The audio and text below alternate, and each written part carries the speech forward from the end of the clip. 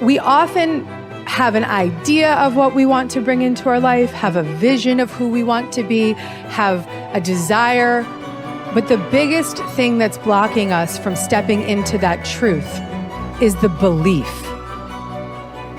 Now, if these negative beliefs are very strong in you, then how can you possibly create a loving, joyous, prosperous, healthy life?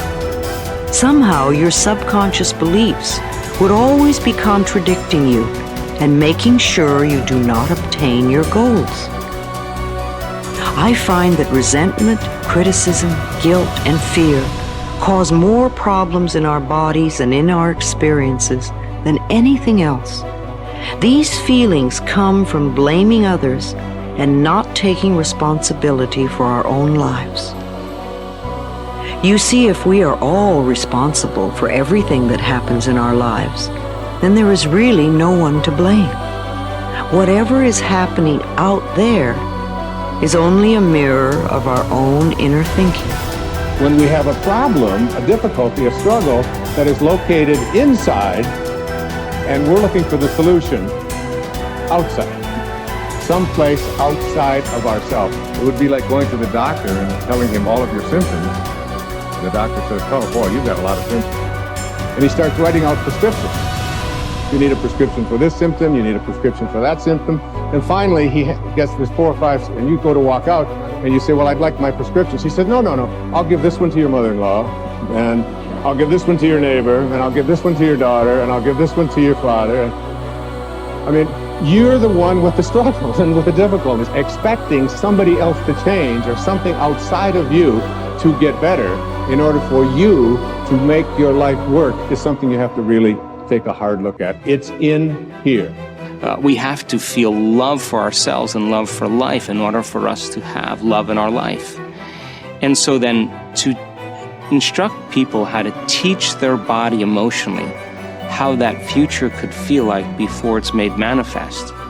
If they do it properly, their body as the unconscious mind begins to believe it's living in that future reality in the present moment. And they're beginning to signal new genes in new ways that begins to change their body to look like the event has already occurred. So we need new ways of thinking, new ways of living, and it comes down to something very simple. The most simple is about love. The bottom line, do we love ourselves enough to live our lives in a way that gives our bodies what they need to do what they know how to do really well? Do we love ourselves enough to live and to think in a way that allows the best version of ourselves and the best versions of our families and communities to come forward? So when you stand in this place of knowing that if this time-space reality has created within you a desire for something, this time-space reality will deliver the goods to you. So when you stand in that knowing and then you couple it with your belief in your righteousness or worthiness to receive it.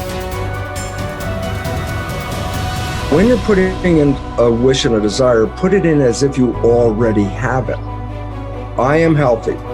I am a good relationship person. I have a great job. What's that? I say, it's like I already have it. And yet most people don't have it. So they'll say, I want a great job. I want a great relationship. I want to be healthy. And I go, make a recording of those words. We just said that. I want to be healthy. Today, right now, Tuesday, we're going to make a recording. I say, now come back in 1 year and let's push the button on that recording. And we come back a year later and it says, I want to be healthy. I go, it's a whole year and you still want to be healthy? Still don't have it, right? You didn't say I am healthy. All you're emphasizing, I have a desire to be healthy. I want to be healthy. I have a desire to be healthy. And I go, you can have that desire the rest of your life. You're not going to get healthy. You want to be healthy, you say, I am healthy. But then you look and say, yeah, but in reality, I'm sick. And I go, no. The function of the mind is to take the program and turn it into reality. So if I am sick, but I put a program in, I am healthy, the mind looks, like, well, wait a second, the program is I am healthy, but the body is not healthy, so what's the function of the mind? Create health in the body. It doesn't change the program, it changes the body. And so the idea is this, every time we put a program in, it has to be as if you already have it, in spite of the fact you could be dying of cancer. I go, I am healthy. It sounds kind of weird. And I go, don't worry about it. Just put it on I am healthy, because once it is a program, the function of the mind is to manifest it as reality. That's the part. And so my little caveat, you brought it up, I'm emphasizing it, and that was simply this, that whatever you're downloading, you have to say it as if you already have it. Because if you put a future tense on it, I will, I want, I say, if you record that, that means you will always want to have it. I will do this. You won't get there. So I just wanted to bring that in, because if we're making a program, then you must make sure it says as if you already have it, in spite of the fact you don't. Top people look for the good in every situation. They know that it is always there. No matter how many reversals and setbacks they experience, they expect to get something good out of everything that happens to them. They believe that every setback is part of a great plan that is moving them inexorably toward achieving the great success that is inevitable for them. If your beliefs are positive enough, you will seek the valuable lesson in every setback or difficulty. You will confidently believe that there are many things that you have to learn on the road to achieving and keeping your ultimate success. You therefore look upon every problem as a learning experience. Napoleon Hill wrote, "Within every difficulty or obstacle, there is the seed of an equal or greater advantage or benefit." With this kind of an attitude, you benefit from everything that happens to you, positive or negative, as you move upward and onward toward achieving your major definite purpose. There is a law of reversibility in psychology and metaphysics that says you are more likely to act yourself into feeling a particular way than you are to feel yourself into acting. What this means is that when you start off, you may not feel like the great success that you desire to be. You will not have the self-confidence that comes from a record of successful achievement. You will often doubt your own abilities and fear failure. You will feel that you are not good enough, at least not yet. But if you act as if you were already the person you desire to be, with the qualities and talents that you desire to have, your actions will generate the feelings that go with them. You will actually act yourself into feeling the way you want to feel by the law of reversibility. If you want to be one of the top people in your business, dress like the top people. Groom like the top people. Organize your work habits the way they do. Pick the most successful people in your field and use them as your role model. If possible, go to them and ask them for advice on how to get ahead more rapidly. And whatever advice they give you, follow it immediately. Take action. When you start to walk, talk, dress, and behave like the top people, you soon begin to feel like the top people. You will treat other people like the top people do.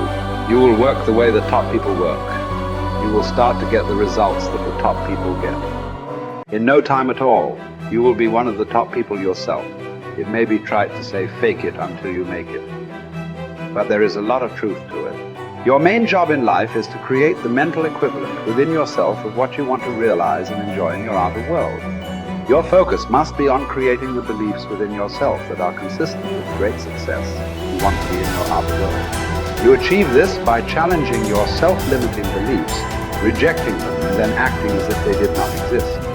You reinforce the development of new life, enhancing beliefs by increasing your knowledge and skills in your field to the point where you feel equal to any demand or challenge. You accelerate the development of new, positive beliefs by setting bigger and more exciting goals in every area. Finally, you act continually as if you were already the person that you desire to be.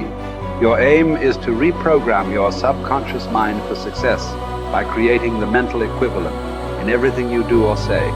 Momentum develops the mindset. Momentum conditions the mind to confidence. Like just moving forward every day, even a small thing. If you just said, every day I'm gonna do 3 things to move my life forward, and you just did those 3 things every single day. Today I'm gonna do these 3 things to move my life forward. It could be sending an email, calling somebody, having that prospect meeting. It could be as simple as like, oh, okay, I'm gonna work towards this goal. I'm gonna finish this presentation. I'm gonna create this thing.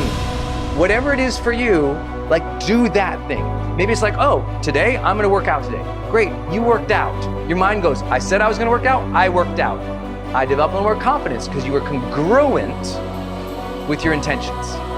See, action is what makes us congruent with our intentions, right? That old thing you've heard me say, if you've been studying my work for a long time, intention without initiative is just sorry hopes. It really is. Intention without initiative is just sorry hope. You have to apply yourself again.